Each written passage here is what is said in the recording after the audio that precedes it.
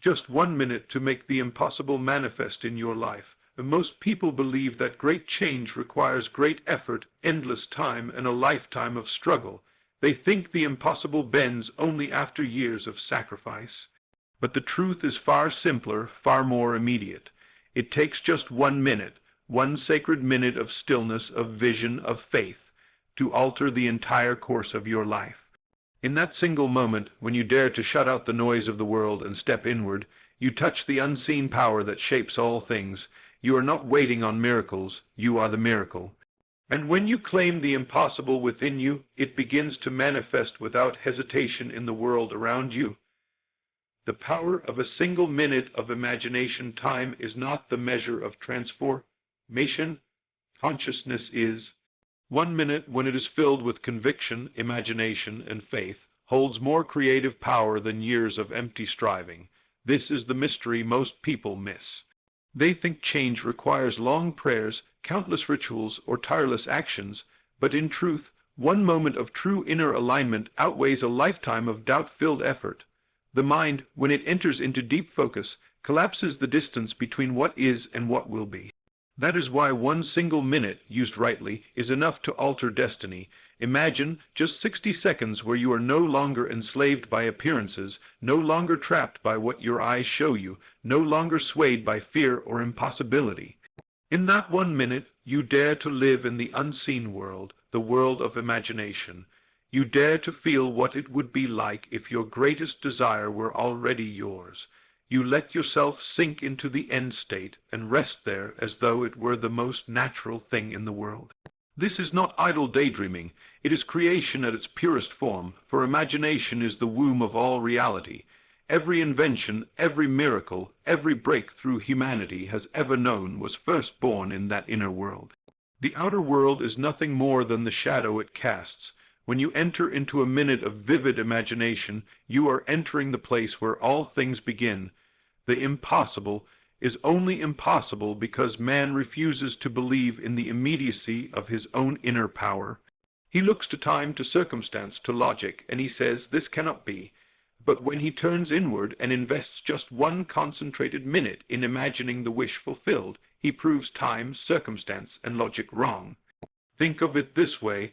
What makes a seed powerful is not its size but its potential. A seed held in the hand looks small and insignificant, but once planted, it has the power to grow into a tree that outlives generations. Likewise, a minute of imagination looks small, looks too short to matter, but planted in the soil of faith, it grows into events, opportunities, and outcomes that transform your life. One seed changes the landscape. 1 minute changes your destiny. The mistake most people make is dismissing the minute, treating it as though it is too brief, too insignificant to carry weight. They say, how can 1 minute change anything? But when that minute is filled with pure focus, when every fiber of your being is engaged in the inner act of believing, it outweighs hours of scattered thought. It is not about how long you imagine, it is about how deeply you feel it. A single breath filled with faith can rewrite years of unbelief. A single vision impressed clearly upon the mind can command life to bend toward it. That is the mystery of the 1-minute practice. If you want proof, look at your own life. How many times have you been swept away by a thought in an instant? Perhaps you remembered something painful, and within a minute your whole body changed. You felt anger, sadness, or regret. Or maybe someone gave you unexpected good news, and in a minute your whole mood lifted. You felt joy, hope, and possibility. Notice this. It did not take years. It did not take hours. It took 1 moment for your entire state of being to shift. And when your state shifts, your reality must follow, for reality is nothing more than the mirror of the state you occupy. That is why 1 minute matters. 1 minute of imagination, if you fully surrender to it, is enough to pull you into a new state, and that new state will call forth a new life. This is not wishful thinking, this is law. You are always imagining, always creating. The only question is whether you are doing it consciously or unconsciously. If you dwell on fear, on lack, on impossibility, you spend your minutes planting weeds that grow into frustration and failure. But if you take just 1 minute and deliberately plant the vision of the fulfilled desire, you plant a seed of greatness, and just as surely as the sun rises, that seed must grow. The world around you will rearrange itself to reflect the inner world you have chosen. For creation does not begin on the outside, it begins within. 1 minute is all it takes to set the course. When you close your eyes and imagine, do not measure the minute by the ticking of a clock. Measure it by the depth of your feeling. 1 true minute of imagining feels like eternity compressed. You lose awareness of the outer world. You lose awareness of lack. You are absorbed in the end, and in that absorption you call it forth. Think of a sculptor who strikes a single blow upon marble. It may look like nothing to the untrained eye, but the sculptor knows that every strike, though small, carries power. In the same way, 1 minute of concentrated imagination is a blow struck at the stone of impossibility. Strike it again and again, and what once looked immovable begins to crack. Eventually, the impossible breaks away, and the vision hidden inside is revealed. But remember this, even the first strike mattered. Even the first minute had power. One of the greatest mistakes seekers make is waiting for the perfect condition. They say, when I have more time, I will imagine. When I feel ready, I will practice. But time itself is created by consciousness. You do not need an hour. You do not need a day. You need only 1 minute of willingness, 1 minute of surrender, 1 minute of faith. Life does not require more from you, because the seed is enough. Just as a tree begins with a seed, a miracle begins with a minute, and the one who understands this never again despises small beginnings. So I say to you now, do not look at the impossible and feel intimidated. Do not let the mountain of circumstance make you feel powerless. Remember, mountains move not because of size, but because of faith.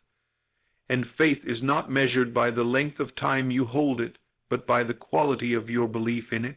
If you can give yourself 1 minute, just one sacred minute of pure imagination, you will have begun a process no force on earth can stop.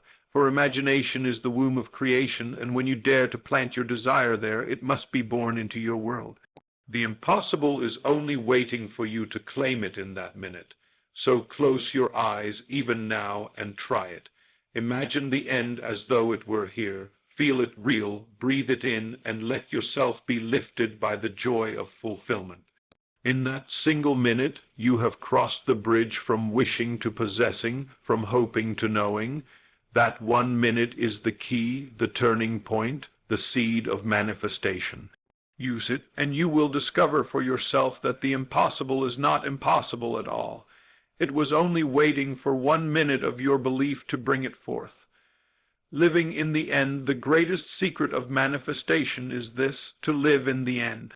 Not to merely think of your desire, not to hope for it, not to beg or plead, but to step boldly into the state of already having it.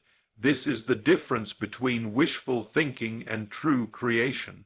Most people spend their lives thinking of what they want. They see it as separate, far away, unreachable, and in doing so they reinforce the very distance they wish to overcome. But to think from the desire fulfilled, to dwell in the feeling that it is already yours, that is the act of power. That is the minute that bends reality. Living in the end is not waiting for the world to give you evidence. It is claiming the evidence within yourself before the world can show it. It is daring to walk as though your prayer is answered, your dream complete, your miracle manifested, even if nothing around you suggests it. In that 1 minute where you dare to occupy the end, you bypass doubt, you silence fear, and you create the cause that must one day produce its effect.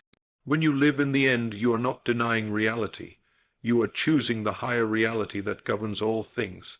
Outer conditions may scream lack, but the inner world whispers abundance.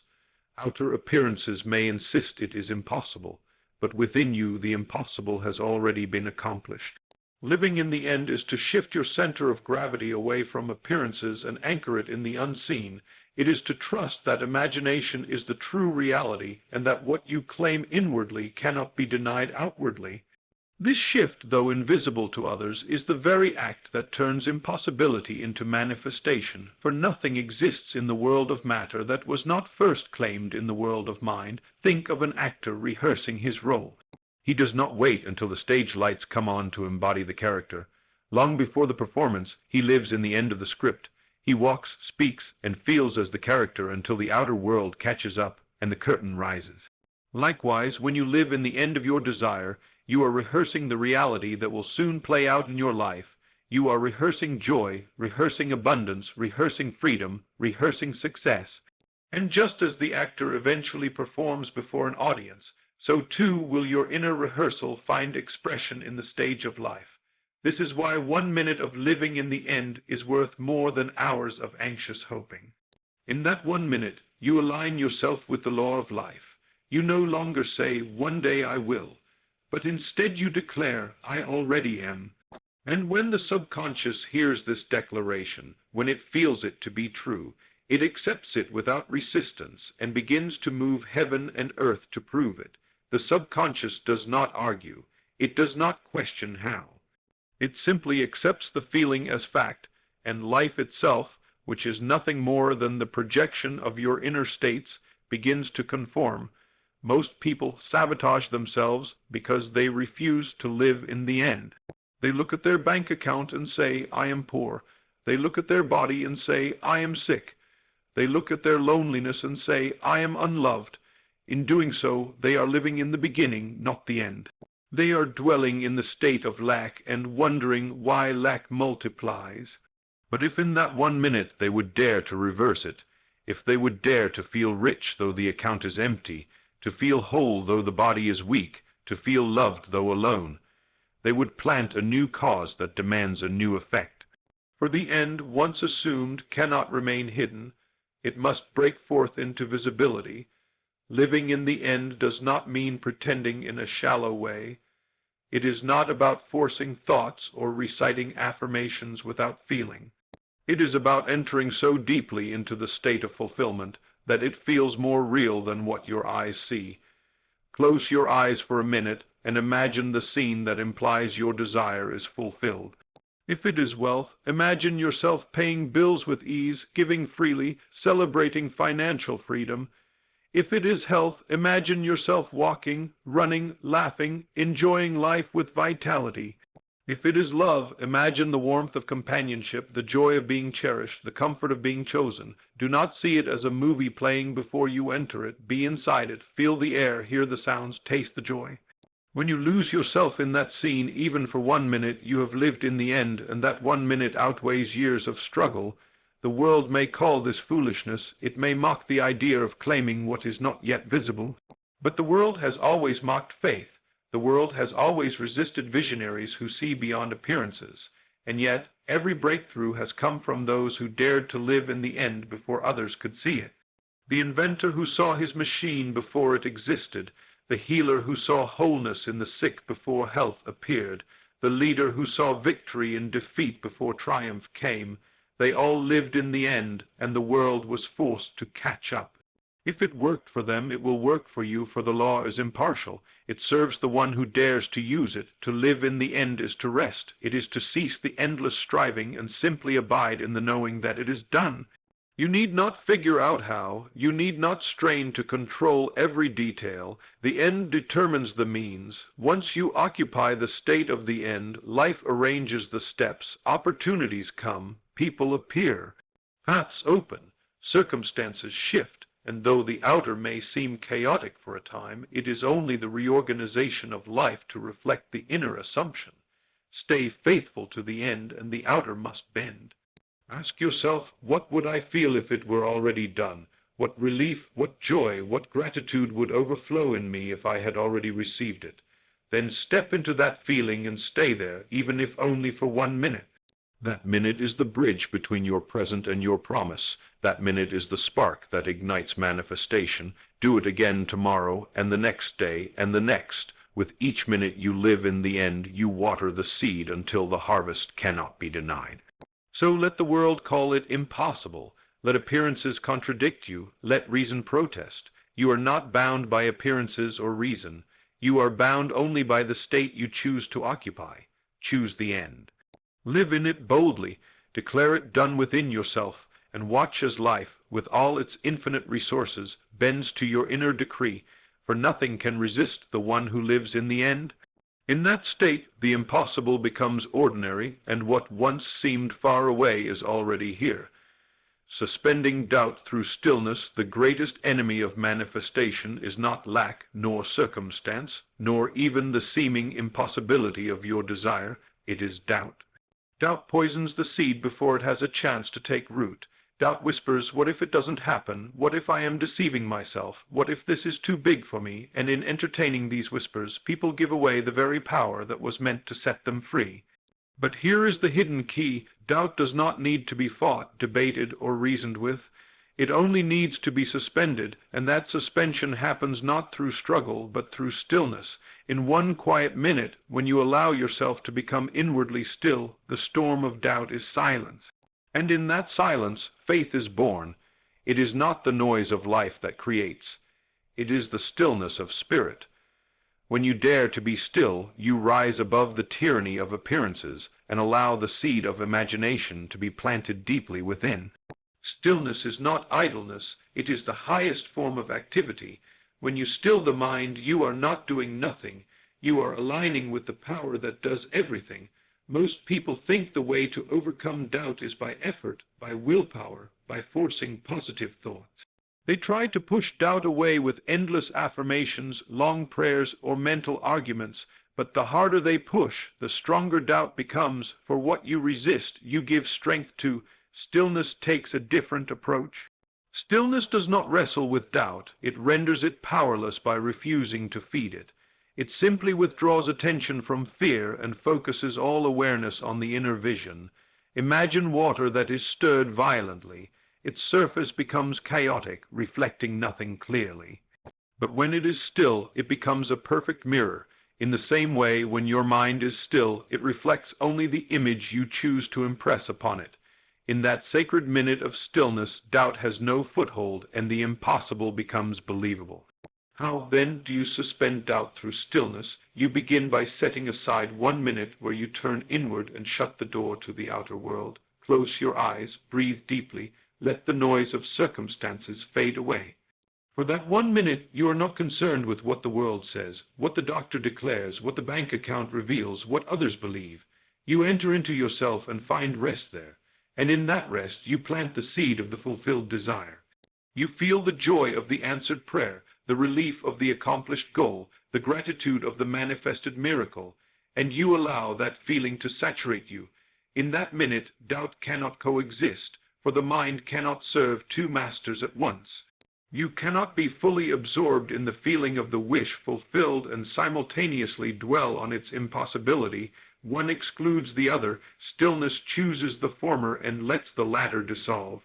Consider this: all great revelations, inventions, and breakthroughs came not in moments of noise, but in moments of stillness. The scientist who suddenly sees the solution, the artist who receives inspiration, the prophet who hears the divine, all receive in silence.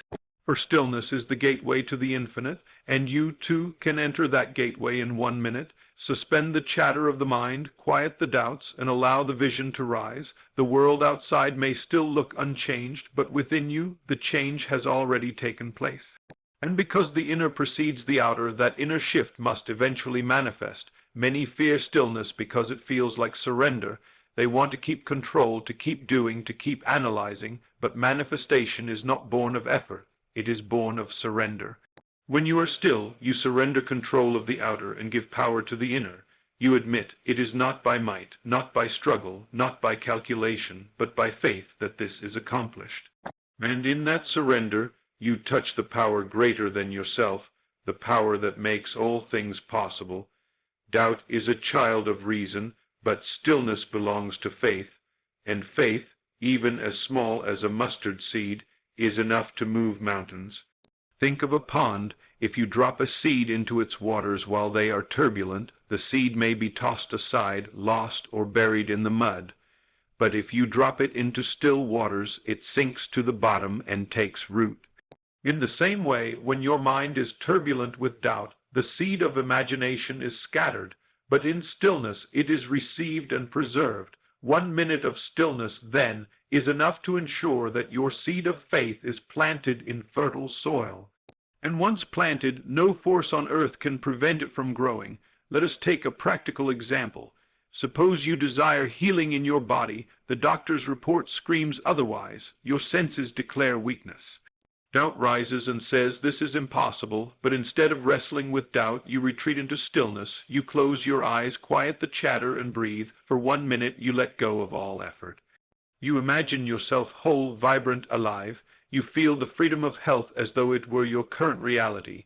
In that 1 minute you are not sick, you are healed. You are not waiting for health, you are living in it. Doubt cannot speak, for you are absorbed in the end. And when you open your eyes, though the outer may look the same, something has shifted. The seed has been planted, and life itself begins the unseen process of aligning with your inner reality. Or suppose you desire abundance. The bills are due, the income seems small, and doubt whispers that it will never change. Again, you do not fight. You become still. In that stillness you imagine yourself free, secure, generous. You feel the joy of paying everything with ease, of blessing others, of never worrying about provision.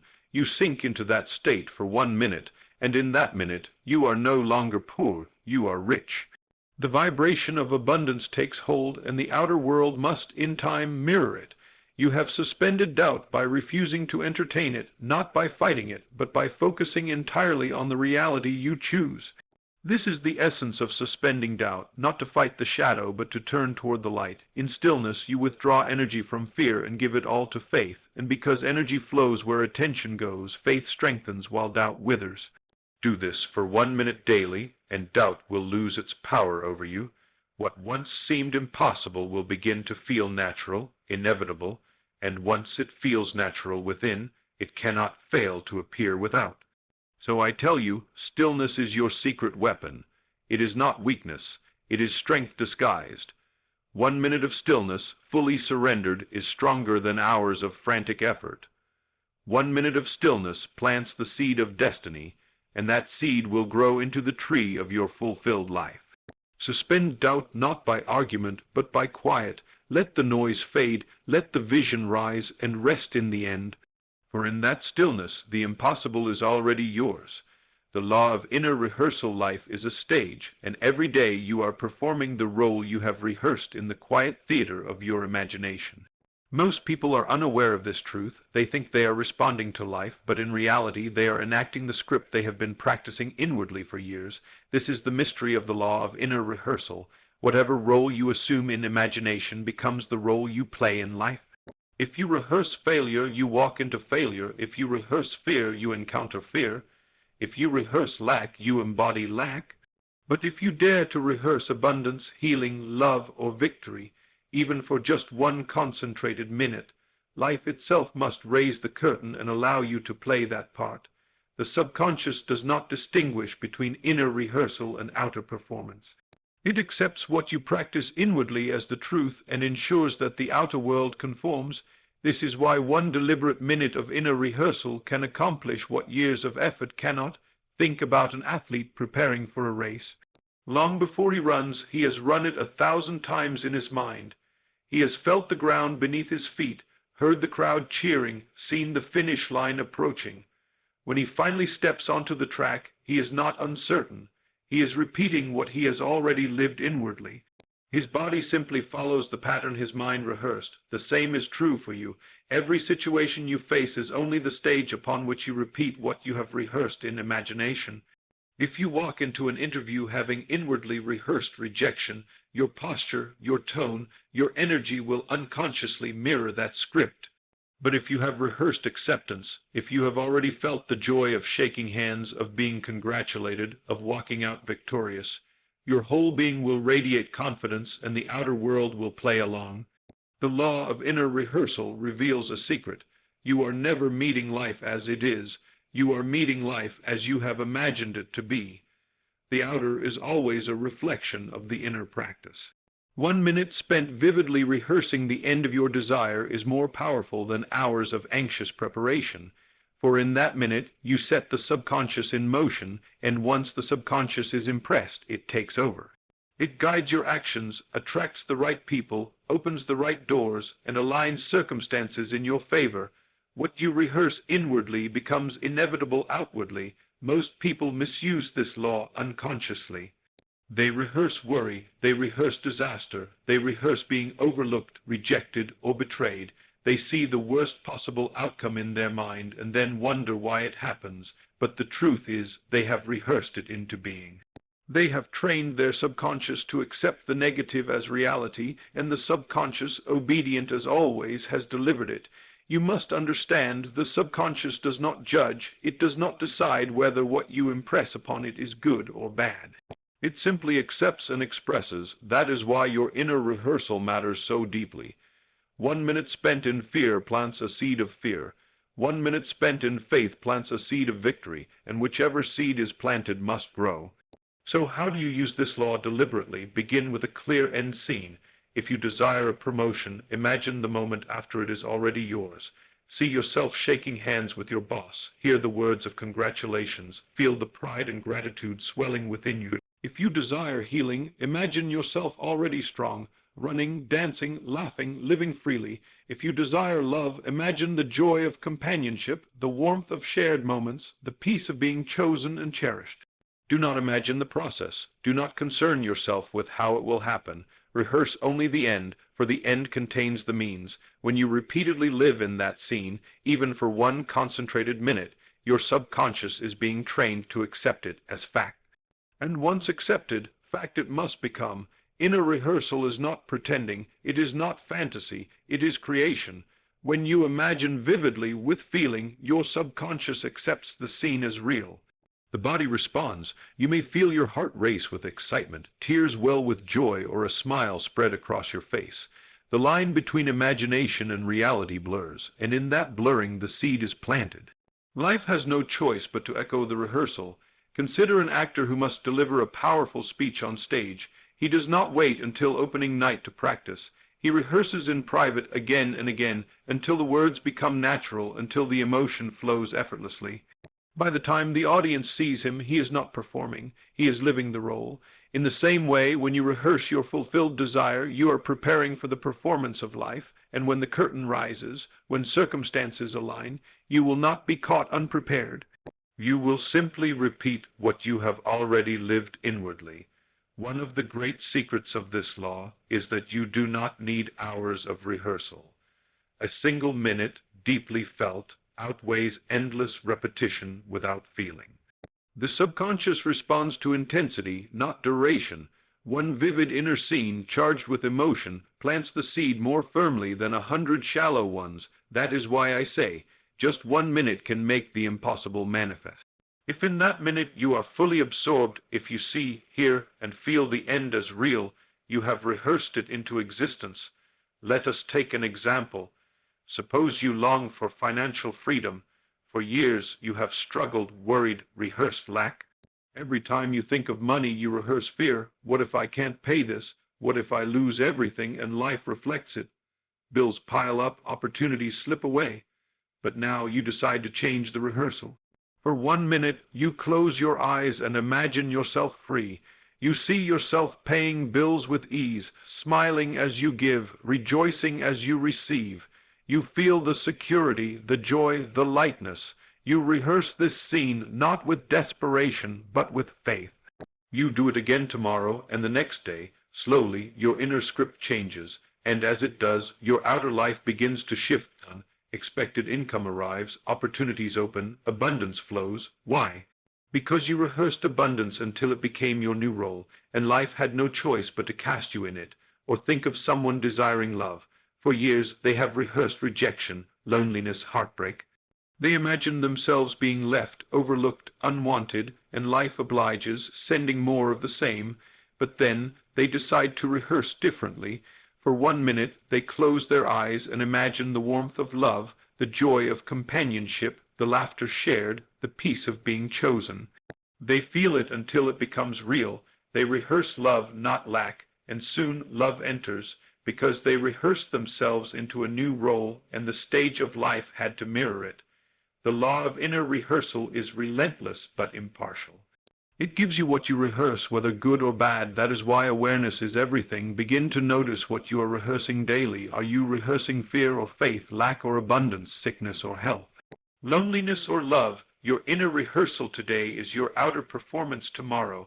Choose wisely, for even 1 minute of deliberate rehearsal plants a seed that must grow. So I urge you, do not underestimate the power of 1 minute. Close your eyes, enter the end scene, feel it real, rehearse it as though life has already given it to you. Do this and you will discover that the impossible is not a wall but a curtain, and inner rehearsal is the hand that draws it back. Behind it stands the reality you have already claimed. And when you rehearse it faithfully, life will raise the curtain, and you will step onto the stage to live the role you prepared for all along. The sacred exchange between faith and reality. There exists a divine transaction that every soul must come to understand if they wish to move from the realm of wishing into the realm of manifestation. It is the sacred exchange between faith and reality. Faith is the inner currency, the invisible wealth you hold in the sanctuary of imagination. Reality is the outer expression, the visible world that bends itself to reflect the state within. Most people reverse this law. They wait for reality to change before they allow themselves to believe. They wait to see before they dare to feel. They wait for evidence before they commit to faith. But the secret is this: reality only changes when faith is given first. The outer is but a shadow of the inner, and the shadow cannot move until the substance moves.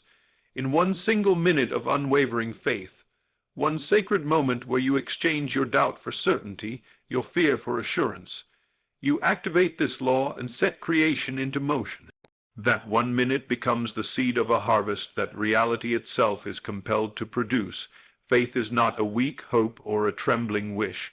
Faith is possession before possession, seeing before sight, receiving before it arrives. Faith is the inner act of claiming that which the outer world denies.